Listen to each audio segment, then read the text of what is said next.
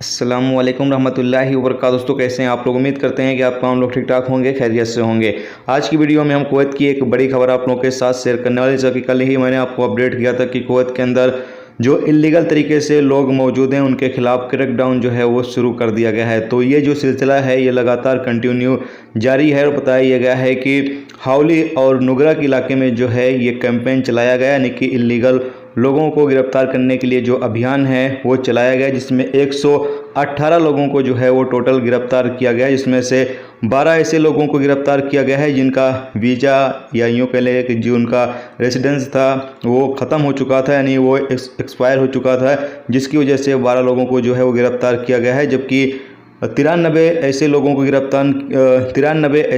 गिरफ्तार किया गया है जिनके पास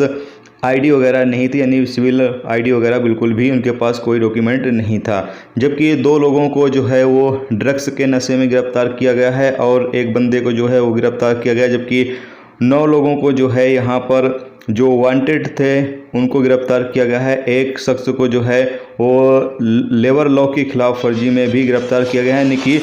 वो जो रूल्स रेगुलेशंस है उसकी पाबंदी नहीं कर रहा, जिसकी वजह से यहाँ पर गिरफ्तार किया गया। जैसा कि मैंने आप लोगों को कल ही अपडेट किया था कि कुवैत के अंदर जो लोग अपने कफ़ील से अलग काम कर रहे हैं या फिर जो लोग